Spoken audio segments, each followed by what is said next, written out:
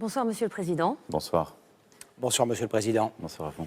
Vous avez choisi de vous exprimer dans les 20 heures de nos deux chaînes pour clarifier votre position sur notre engagement aux côtés de l'Ukraine. Alors, le 26 février, après une conférence internationale, vous avez sidéré tout le monde en refusant d'exclure l'envoi de troupes occidentales en Ukraine. Vous avez quelques jours plus tard appelé les Européens à ne pas être lâches. Enfin, vous avez affirmé qu'il n'y avait aucune limite, aucune ligne rouge au soutien français à Kiev. Alors, est-ce qu'on a bien compris? Est-ce que vous envisagez d'envoyer des troupes occidentales françaises en Ukraine? Bonsoir et bienvenue. Vous êtes assis devant moi. Est-ce que vous êtes debout? Non. Est-ce que vous excluez de vous lever à la fin de cette interview? Bien sûr, vous n'allez pas l'exclure. On est même sûr de le faire. Voilà. Alors, nous, on n'est pas sûr de le faire, mais en tout cas, on n'est pas dans cette situation-là aujourd'hui. Je pense que ce qui est une question de vie ou de mort. Être assis ou debout n'est pas une question de vie ou de mort. D'abord, il y a une gradation, et ça dépend où on le fait. Je fais cette comparaison pour expliquer ce qu'est ne pas exclure des options, et il y a une raison de ne pas le faire. Et la position qui consiste à dire simplement ce qu'on fait et nous donner des lignes rouges. Quelle est la situation? Depuis 10 ans, parce que tout ça a commencé en 2014, la Russie a lancé une guerre d'agression contre l'Ukraine. Nous avons ensuite tout fait pour rétablir la paix. Tout. Les accords de Minsk, les négociations qui sont menées sous l'égide de la France et de l'Allemagne avec l'Ukraine et la Russie. Ici même, s'est tenu, dans cette salle, le seul rendez-vous entre le président Zelensky et le président Poutine, le 9 décembre 2019. Et la Russie, le régime du Kremlin, une fois encore, a décidé de lui-même, en février 2022, de lancer le deuxième temps de cette offensive, une guerre complète contre l'Ukraine, et pas simplement le Donbass, parce qu'il ne nous dit pas ses limites. Il bombarde Kiev régulièrement, attaque Odessa, etc. Nous avons un objectif. La Russie ne peut pas et ne doit pas gagner cette guerre. Depuis 2 ans, nous avons aidé l'Ukraine. Et si les choses devaient dégénérer, ça ne serait une fois encore que la responsabilité de la Russie. Et donc nous, ça veut dire que nous, si nous décidons aujourd'hui d'être faibles, si face à quelqu'un qui n'a pas de limites, face à quelqu'un qui a franchi toutes les limites qu'il nous avait données, nous lui disons naïvement, je n'irai pas plus loin que ceci ou que cela. À ce moment-là, nous ne décidons pas la paix, on décide déjà la défaite. Et vous décidez de le dire, qu'on peut envoyer. Et ça, c'est un geste très fort, oui, de décider de dire on ira peut-être jusque-là. Et je l'assume parce que c'est le rôle du président de la République dans nos institutions. Le président de la République est en charge de la défense nationale. Il ne fait pas de commentaires, il décide pour la sécurité des Françaises et des Français. Qu'est-ce qui se joue en Ukraine? Une guerre qui est existentielle pour notre Europe et pour la France. J'espère qu'on y reviendra parce que c'est un sujet clé. Et donc, je décide, parce qu'après 2 ans de guerre, après d'ailleurs, je veux ici le rappeler, que nous ayons systématiquement fait ce que nous disions que nous n'allions pas faire. Ce qui relativise aussi les propos très définitifs tenus parfois par certains à travers l'Europe. Il y a 2 ans, nous disions « jamais on n'enverra de chars ». On l'a fait. Il y a 2 ans, on disait « jamais nous n'enverrons de missiles de moyenne portée ». On l'a fait. Mais on disait « jamais on n'enverra d'avions ». Certains sont en train de le faire. Donc, nous avons mis trop de limites, si je puis dire, dans notre vocabulaire. Nous ne sommes pas dans l'escalade. Nous ne sommes pas en guerre contre la Russie. Simplement, il faut être clair, nous ne devons pas laisser la Russie gagner. Mais les Français n'ont pas compris, vous parlez de vocabulaire, à quelles conditions précises, concrètes, des soldats, des militaires français iraient se battre en Ukraine. Est-ce que c'est parce que l'armée russe ferait une percée décisive sur le front? Est-ce que c'est parce qu'une ville clé, Odessa par exemple, serait sur le point de tomber? Vous n'avez pas été précis sur ce point-là. Mais peut-être j'ai raison de ne pas être précis. Et je vous le redis. Mais les 2 conditions que je viens d'évoquer relèvent de la science-fiction ou ce sont des scénarios possibles, à vos yeux? Depuis quelques années, nous vivons tous dans un monde où ce qu'on croyait impensable arrive. C'est cette fin de l'insouciance que j'évoquais il y a quelques années. On y est. La guerre est sur le sol européen. Il y a entre Strasbourg et Lviv moins de 1500 kilomètres. Vous imaginez? La guerre est dans ce pays. Donc ça n'est pas une fiction et ça n'est pas loin de nous. Ce qui s'est passé, donc toutes ces options sont possibles. Le seul qui en aura la responsabilité, c'est le régime du Kremlin. Ce ne sera pas nous. Jamais nous ne mènerons d'offensive. Jamais nous ne prendrons l'initiative. La France est une force de paix. Simplement, aujourd'hui, pour avoir la paix en Ukraine, il ne faut pas être faible.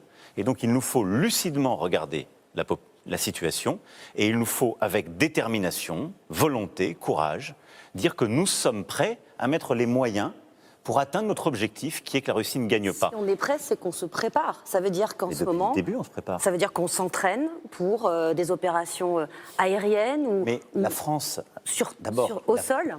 La France n'a pas attendu février 2022 pour se préparer. Nous avons un modèle d'armée complète, une force de dissuasion et des armées opérationnelles. Et je veux ici le rappeler pour rendre une fois encore hommage à nos soldats et à leurs familles. Nous sommes un des rares pays en Europe qui, pendant 10 ans, a eu des forces déployées au Sahel pour lutter contre le terrorisme. Et nous avons perdu là-bas des dizaines d'hommes. Mais donc, ce n'était pas le même type de combat. Mais est-ce que vous pensez que c'était on combattait les islamistes qui étaient nous nos combattions ennemis des terroristes qui étaient domestiques également. À la demande d'un État, pour éviter qu'un État souverain ne s'effondre et pour protéger nos avant-postes. Mais est-ce qu'on pense que c'est plus accessoire? Aujourd'hui, ça ne s'impose pas en Ukraine. Mais est-ce qu'on doit tout exclure pour autant? Ce que je veux dire par là, c'est que nous sommes prêts. C'est que j'ai décidé, dès mon premier mandat et dès le début, une augmentation du budget de nos armées considérable, qui fait que les 2 lois de programmation militaire que j'aurais eu à décider comme président auront conduit à un doublement du budget de nos armées. Donc, nous ne nous réveillons pas sur ce sujet. Je voudrais juste clarifier un point. C'est que ce qui s'est passé ces derniers mois est un changement profond. Et ce sursaut que j'ai appelé de mes voeux dès le 16 février, aux côtés du président Zelensky ici, et qui m'a conduit à dire cela, mais surtout à décider des choses très concrètes avec nos alliés, c'est que la contre-offensive ukrainienne ne s'est pas passée comme attendu durant ces derniers mois. Et c'est que quand vous regardez la situation de ces dernières semaines, la situation est difficile sur le terrain pour les Ukrainiens. C'est une litote. C'est une litote. Certains experts disent qu'elle est... Parce que je ne suis pas défaitiste, oui, mais elle est difficile, ils sont courageux une fois encore, mais ils ont des limites. Ils ont des limites en termes d'hommes, parce que la Russie est un plus grand pays, et à partir du moment où il n'y a que les hommes ukrainiens, ils ont cette limite et ils en perdent beaucoup. Et ils ont une limite en termes d'obus, de missiles, puisque à peu près au moment où je vous parle, quand la Russie tire 10 obus, on lui répond avec 1. Et donc vous voyez que ça met la situation sur le front en grande fragilité. Et à côté de ça, vous avez un régime au Kremlin qui s'est profondément durci. À quel moment? Parce que quelle différence tous ces derniers mois, et je dirais en gradation, en multipliant les attaques informationnelles et cyber, et y compris dans notre quotidien, sur des hôpitaux, en France et ailleurs en Europe, qui a durci en décidant de tuer des opposants politiques. Mais c'est pas nouveau, vous étiez bien alerté en 2014. Alexei Navalny, mais je ne dis pas que c'est nouveau, je dis que ça s'intensifie. Mais l'alarme aurait pu être sonnée plus tôt, c'est ce que je veux dire. En 2014, alors, vous ne pouvez pas tout à la fois me reprocher de la sonner trop tôt et d'avoir pu la sonner plus tôt. Je crois que je regarde avec lucidité la situation. Nous avons d'abord tout fait, au-delà de sonner l'alarme, pour être exigeants. Mes désaccords avec les présidents Poutine, la lucidité que j'évoque devant vous, je la porte dès le mois de juin 2017 à Versailles, en lui disant « vous nous attaquez, vous manipulez nos données », j'en ai été victime dans ma première campagne, et donc il faut qu'un respect s'établisse et que vous cessiez d'être une force de déstabilisation. Je le réitère en 2018, en 2019, mais dans ce temps-là, nous voulions éviter la guerre. Puis il y a eu le temps où on a aidé l'Ukraine à résister, mais là, le contexte sur le terrain ukrainien change, la situation est beaucoup plus difficile pour eux, la Russie durcit chez elle et elle multiplie les attaques. Et donc, oui, je vous le dis avec la plus grande solennité, ce début d'année 2024 doit être pour nous celui du sursaut. Donc si on envoie des militaires là-bas, pardon de rester dans ce scénario sombre, c'est des fantassins, c'est des conseillers, c'est des aviateurs. Je ne vais pas faire de la politique fiction. D'accord, donc il y en aura peut-être, mais on n'en parle pas. Mais d'abord, je ne le souhaite pas. Je souhaite que la Russie cesse cette guerre, se retire des positions qui sont les siennes et permette la paix. Mais vous n'y croyez plus.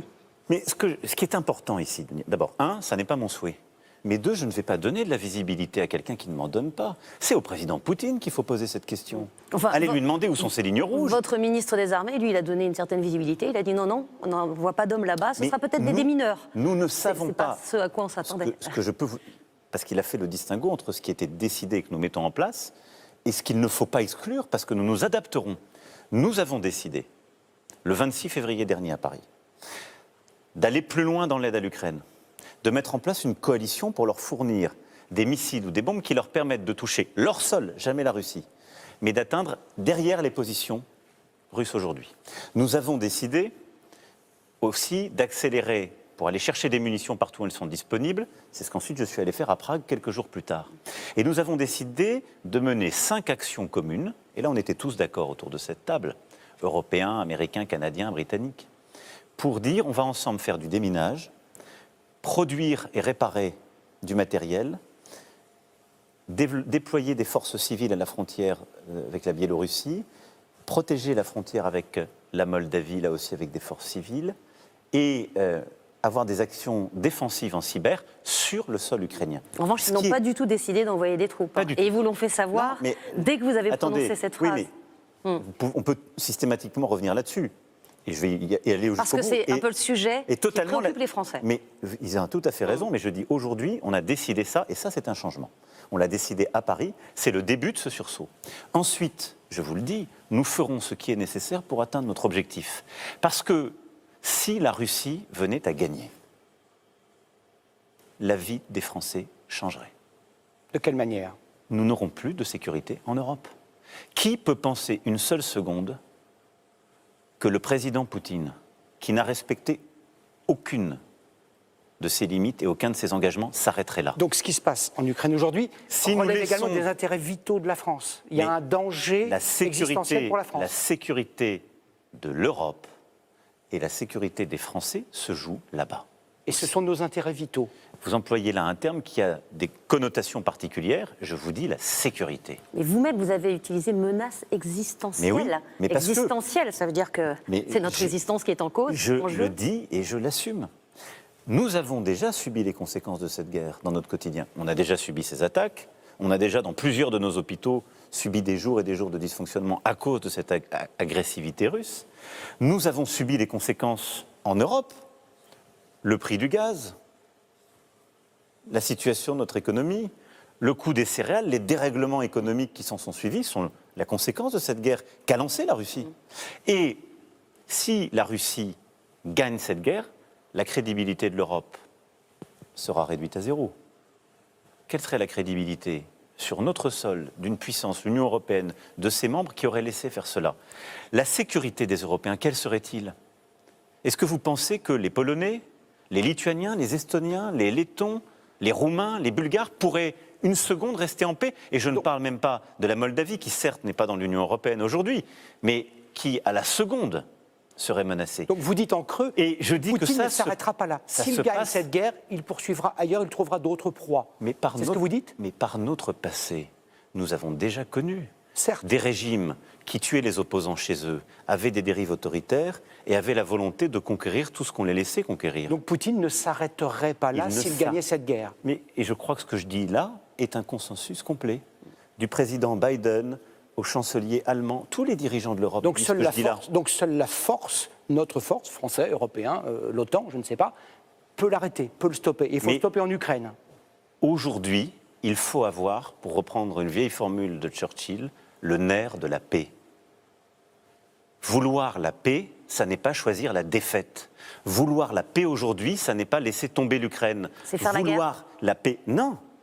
C'est d'être crédible, d'être fort et prêt pour nous adapter au choix que la Russie ferait. Et donc, si la guerre venait à s'étendre, si la guerre venait à s'étendre en Europe, ce serait le seul choix et la seule responsabilité de la Russie. Mais décider, nous, aujourd'hui, d'être faibles, décider, nous, aujourd'hui, que nous n'y répondrions pas, c'est déjà être dans la défaite. Pourquoi vos homologues ne le disent pas? Et ça, je ne le veux pas. Mais contrairement à ce que vous voulez croire, beaucoup de mes homologues m'ont suivi. J'étais quelques jours après, quelques jours après à Prague, à côté de moi, le président tchèque a dit exactement la même chose. Vous aviez ici même, il y a quelques jours, le président lituanien. Il a dit lui-même, toutes les options doivent être ouvertes. Il a même obtenu un mandat de son Parlement pour envoyer des troupes. Ça veut dire que vous les avez convaincus? Vous êtes en train d'emmener avec vous des États? Mais comme on l'a fait à chaque fois. En février 2022, en mars 2022, à Versailles, nous avons décidé un agenda stratégique, l'agenda pour l'autonomie stratégique de l'Europe. On l'appelle encore l'agenda de Versailles. Il vaut encore et nous avons été aux avant-gardes. On a eu le débat sur la possibilité de reconnaître la candidature de l'Ukraine pour entrer dans l'Union européenne. Il n'y avait pas grand monde. 2 mois après, j'allais en train à Kiev avec le chancelier Scholz, le président du Conseil Draghi, le président de Roumanie, et nous disions tous les 3 avec le président Zelensky que nous étions pour, et nous décidions dans le Conseil suivant que ce serait le cas. Les choses bougent, il faut simplement les mettre en mouvement par lucidité et parce que c'est ma responsabilité. Et ce que je veux vous faire toucher du doigt, c'est que ma responsabilité, c'est la sécurité des Français et la défense nationale. Et notre sécurité se joue aussi en Ukraine aujourd'hui. À ce propos, est-ce qu'aujourd'hui, mars 2024, le régime russe, le régime de Vladimir Poutine, est-il l'ennemi de la France ? Il est l'adversaire. Quelle est la nuance sémantique entre adversaire et ennemi ? Nous ne faisons pas la guerre à la Russie. Mais elle nous fait la guerre. Vous voulez qu'elle soit... Elle nous attaque sur le plan cyber. Oui, mais... c'est une forme de guerre. Des agents russes stipendiés par la Russie, qui étaient moldaves, ont tagué des étoiles de David à Paris. Et vous avez raison de dire tout cela, qui est une forme hybride. Mais il faut faire attention de ne pas tout de suite les qualifier, parce que sinon on serait nous-mêmes dans l'escalade. Alors que faudrait-il pour que vous prononciez le mot ennemi ? Qu'est-ce qu'il faudrait que la Russie commette ? Mais si la Russie décidait à nouveau une escalade qui nous entraînerait tous dans un conflit, je souhaite de toutes mes forces qu'il n'en soit pas le cas. Mais à coup sûr, aujourd'hui, la Russie est un adversaire. Le régime du Kremlin est un adversaire. Mais je l'ai toujours dit, nous ne faisons pas la guerre à la Russie et au peuple russe. Et nous soutenons l'Ukraine, nous faisons tout pour qu'elle puisse mettre la Russie en échec. Parce que, je vais vous dire très simplement, il n'y a pas de paix durable s'il n'y a pas une souveraineté et un retour aux frontières internationalement reconnues de l'Ukraine. Y compris la Crimée. Mais ce sera aux Ukrainiens de le décider, ça. C'est à eux de le négocier. C'est un peu leur pays, quand même. Oui, et vous avez raison de le dire, c'est à eux. C'est leur pays. C'est des frontières internationalement reconnues de Mais l'Ukraine. ce que je veux dire, c'est qu'il n'y aura pas de sécurité et de paix durable si elle n'est pas le fruit d'une négociation qui sera menée par les Ukrainiens. Mais il n'y aura pas de sécurité pour les Français s'il n'y a pas la paix là-bas. Vous dites que ce n'est pas notre ennemi. Je veux juste dire, la paix, ça n'est pas la capitulation de l'Ukraine. Ni l'amputation de l'Ukraine. Parce que tout ça, c'est déjà choisir que nous sommes faibles. Donc, vous dites que la Russie... il y a une grande cohérence dans la position de la France depuis le début. Simplement, il y a une escalade de la part de la Russie. Et à cette escalade, nous devons dire que nous sommes prêts à répondre. Est-ce que la Russie serait capable de vous cibler ? Vous avez annulé une visite en Ukraine récemment pour des raisons de sécurité ? Pas du tout. C'est ce que, évidemment... C'est ce qu'a dit la Russie. Il ne faut pas les croire. Ouais. Et vous savez, c'est pour ça qu'on vous pose la question. Le débat public est imprégné par les fausses informations russes. Ils ont fait croire cette affaire. Beaucoup de gens maintenant sont persuadés. Le sujet des troupes au sol arrive dans le débat collectif. C'est un de vos confrères qui me pose la question. Parce que le Premier ministre slovaque, très proche de la Russie, dit que le projet secret que nous avons, c'est d'envoyer des troupes au sol. Et nous, à chaque fois, on réagit. On ferme des portes, on se calfeutre. Non. Donc, j'ai décalé le voyage que j'avais fait. Pourquoi ? Parce que le président Zelensky venait en Europe pour la conférence de sécurité à Munich. Et donc, je lui ai proposé de venir signer l'accord bilatéral ici. Et ensuite, je lui ai dit, fort de la très longue discussion que nous avons eue et du constat lucide que je fais, que je viens de vous exposer, je lui ai dit, au fond, mon utilité, plutôt que d'être à vos côtés, à Kiev, est de mettre en œuvre ce sursaut, de convaincre les Européens et nos alliés d'aller plus loin, ce qu'on a fait ici le 26 avec ces nouvelles initiatives qui ont été prises, et d'essayer d'aller plus loin et justement de faire réaliser à tout le monde que les choses changent, et qu'elles changent vite, et qu'elles ne changent pas dans le bon sens. Et c'est ce que j'irai porter d'ailleurs dès demain à Berlin, où je verrai le chancelier Scholz et le Premier ministre polonais. Toutes les semaines ou presque, le président russe Vladimir Poutine brandit de manière assez claire, assez menaçante, la menace nucléaire. La France est le seul pays membre de l'Union européenne à être doté de l'arme nucléaire. Est-ce que vous vous sentez, est-ce que nous devons nous sentir particulièrement visés ? Nous devons nous sentir d'abord particulièrement protégés, parce que nous sommes justement cette puissance dotée. Sauf qu'il mentionne beaucoup la France, plus la France que d'autres pays. Et que c'est le sens même du choix qui a été fait par le général de Gaulle dès après la Deuxième Guerre mondiale. Ensuite, nous sommes prêts, nous avons une doctrine qui est établie, et en matière de nucléaire, il faut peu de mots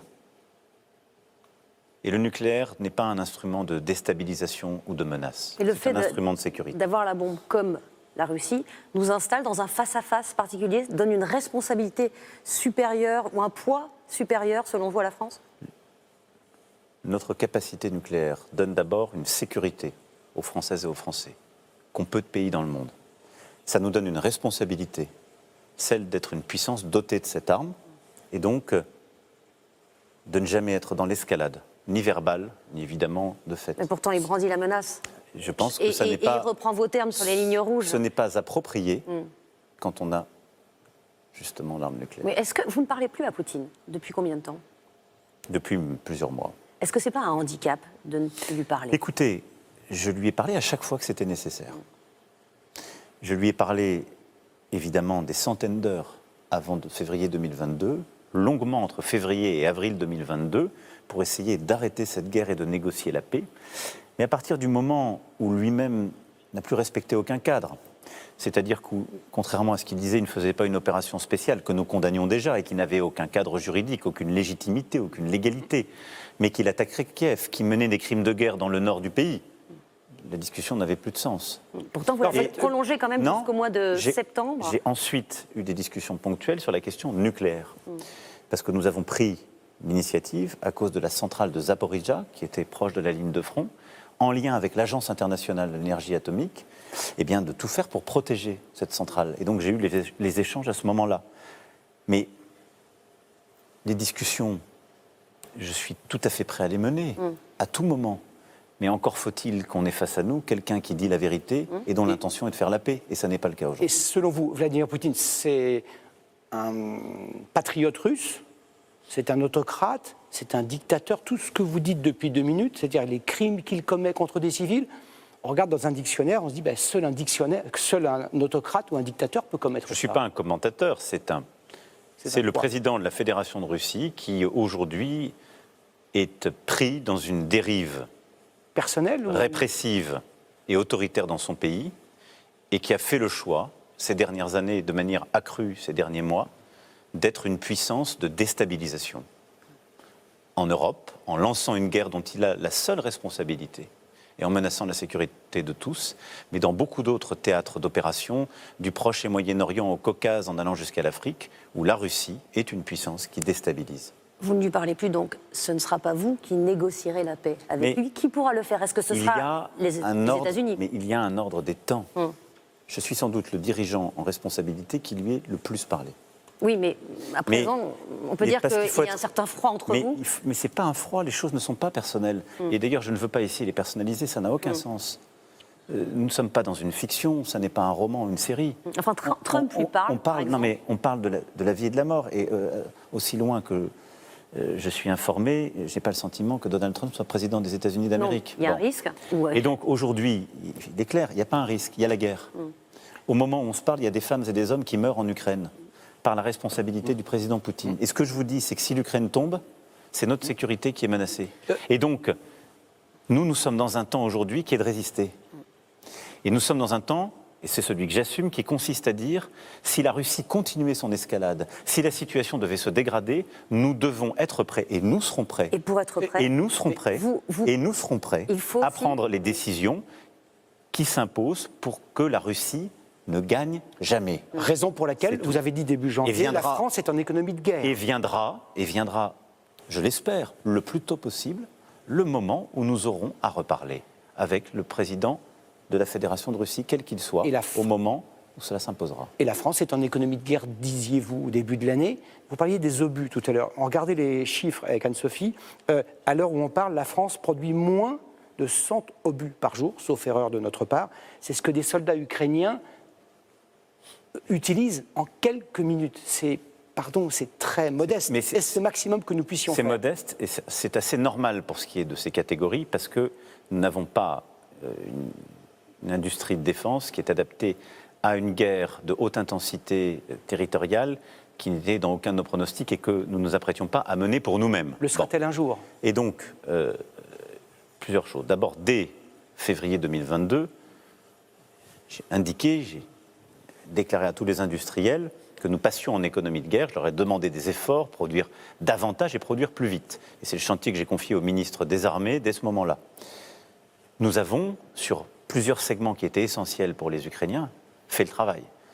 Les canons César, qui sont déterminants pour la défense de l'Ukraine, nous avons multiplié leur production. Et là où nous avons livré quelques dizaines depuis le début du conflit, cette année, parce que nous avons multiplié les lignes, multiplié les cadences, nous allons produire près de 75 canons César, ils iront tous sur le front ukrainien. C'est beaucoup plus qu'on en a livré depuis le début. Nous avons multiplié par plus de 3 notre production des catégories d'obus et de missiles qui sont pertinents pour les Ukrainiens. Simplement, en effet, on a des limites. Et c'est vrai de tous les pays européens. Et donc, qu'est-ce qu'on fait face à ça ? On accroît nos capacités et nos cadences, mais surtout, ça met du temps à faire, parce qu'il faut créer de nouvelles lignes, de nouvelles structures de production. C'est pourquoi on a décidé qu'on allait les créer en Ukraine, parce que c'est plus proche du terrain, parce que ça peut aller beaucoup plus vite. C'est ce qui a été décidé ici, avec l'ensemble des partenaires. Et c'est ce que d'ailleurs on va faire main dans la main avec l'Allemagne. C'est plus exposé aussi au bombardement. Oui, mais ça a été acté. Vous soulignez là une forme peut-être de contradiction qu'il y a chez certains de mes partenaires qui sont prêts à les produire sur le sol ukrainien, mais pas prêts à prendre certains engagements pour la suite. Bon, mais ça viendra. Donc pour être clair, des ingénieurs français ont vocation un jour on à est en train de regarder, Ukraine. dans le cadre de ces coalitions, les déploiements qu'on fera en Ukraine pour coproduire avec eux. Et ça permet d'aller plus vite. Et enfin, on fait 2 autres choses, une de court terme et une de moyen terme. C'est tout ça, l'économie de guerre. À court terme, on va chercher partout où c'est disponible des munitions. Et donc là, on va sonder tous les pays du monde, je ne dis pas ici leur nom parce que certains, la confidentialité compte, mais on va chercher dans leur stock disponible et on leur propose de leur acheter parce que c'est une question de rapidité. Et à côté de ça, nous mettons l'industrie européenne de défense en capacité de produire beaucoup plus dans la durée. Et comment vous financez ? Parce qu'on a des petits problèmes de budget en ce moment, on l'a vu, on doit faire beaucoup d'économies, oui, des milliards. Comment on finance tout cet effort de guerre, finalement ? Mais d'abord, je vais être très franc avec nos compatriotes et avec vous. On ne peut pas dire tous depuis 2 ans, et nous le disons, tous les dirigeants européens le disent, tous, il n'y a pas une exception. Cette guerre, on y joue notre avenir, cette guerre est existentielle, et dire on va continuer de vivre comme si de rien n'était. Non, je vous demande juste les moyens déployés pour ça. C'est pas Comment possible. on finance ? Donc nous, comme je vous le dis, déjà on a anticipé, puisqu'on a une loi de programmation militaire qui vient après l'autre, on a doublé notre budget des armées. À ça s'ajoutent des choix budgétaires qu'on a faits depuis 2022. En plus de cela, on finance l'aide à l'Ukraine. Et pour construire ces usines en Nous avons Ukraine déjà financé 4,8 milliards d'euros à peu près, et on va aller jusqu'à 3 milliards d'euros cette année. Et ensuite, c'est notre engagement européen. C'est pour ça qu'on a là lancé une facilité européenne de paix, et on l'actera la semaine prochaine en Conseil européen, et elle prévoit de donner justement des contrats à nos industriels de défense pour produire sur notre sol, pour produire entre Européens davantage d'armement pour nous, pour notre flanc oriental et pour l'Ukraine. Et nous allons utiliser cet argent. Nous allons aussi utiliser l'argent qu'on a dans le programme d'investissement pour aller produire en Ukraine avec les Ukrainiens. Et donc, c'est l'Europe qui aussi se mobilise aux côtés de notre investissement national. Et en plus de ça, il ne faut pas exclure là aussi, que comme sur le plan opérationnel, il ne faut pas exclure que nous ayons à prendre des décisions supplémentaires en européen.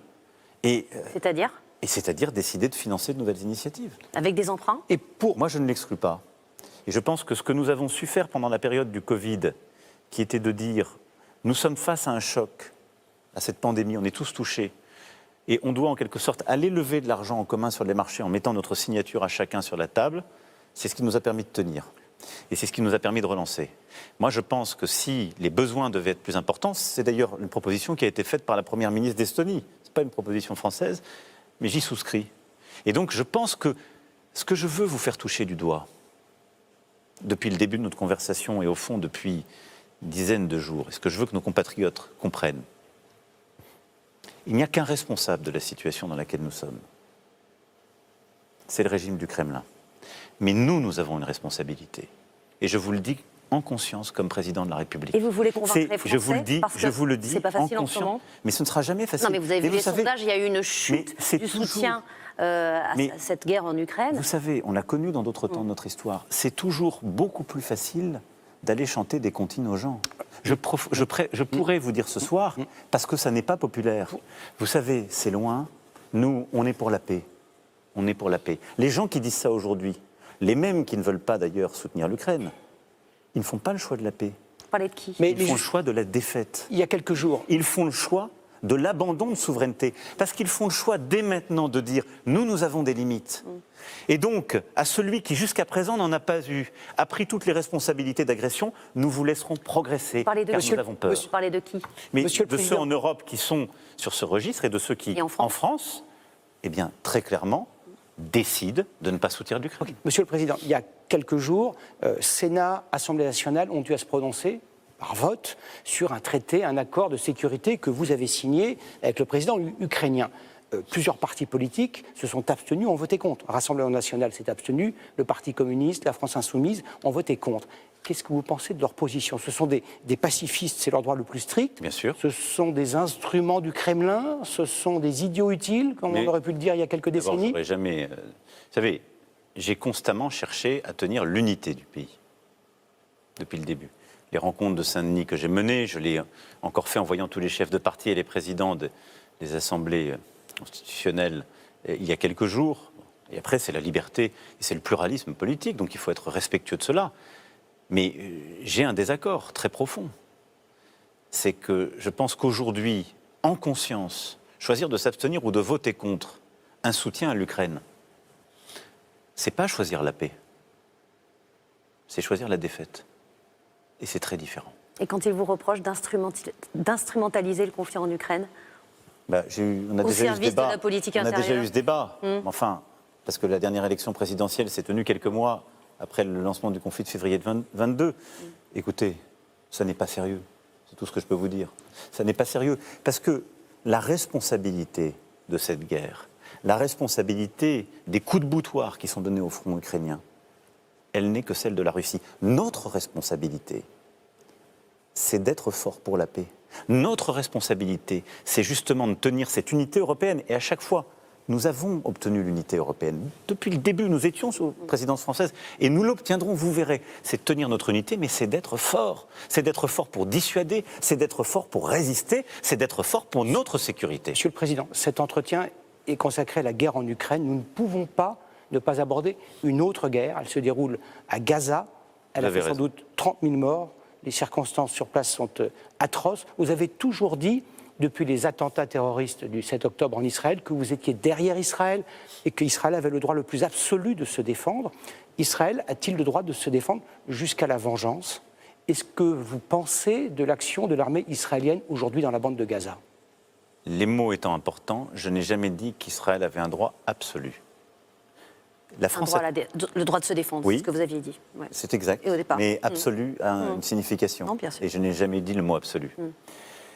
La France a une position constante depuis le début. Et d'ailleurs, là aussi, nous étions peut-être seuls à un moment donné en octobre dernier. Nous avons été rejoints. La première chose, nous avons condamné de manière implacable l'attentat terroriste massif lancé par le Hamas contre Israël et sa population. Vous avez aussi après appelé à créer une Deuxièmement, coalition contre le Hamas, ça n'a pas tellement pris, pour le coup. Vous m'excuserez, mais nous sommes tous en train de dissoudre des associations qui financent.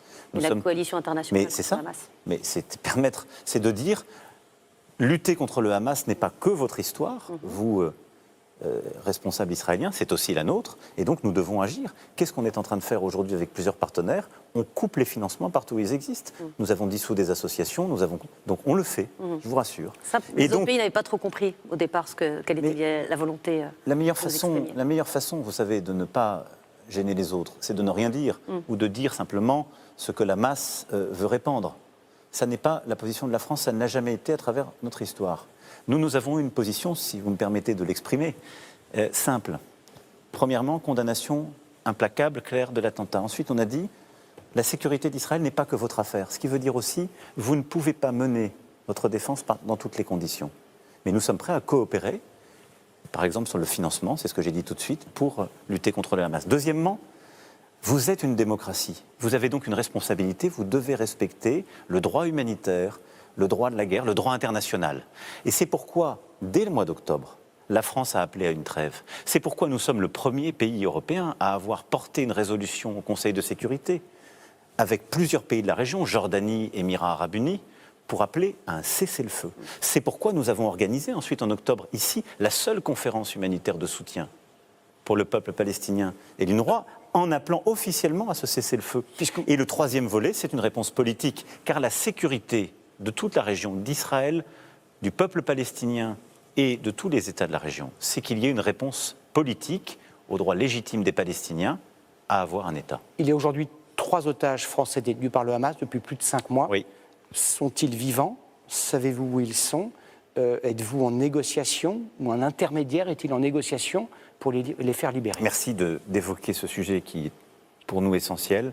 Nous nous sommes beaucoup battus avec le Qatar et l'Égypte en particulier pour obtenir la libération de nos otages qui ont été libérés ces derniers mois. Nous avons encore en effet 3 otages. Je ne dirai rien ce soir et vous le comprendrez.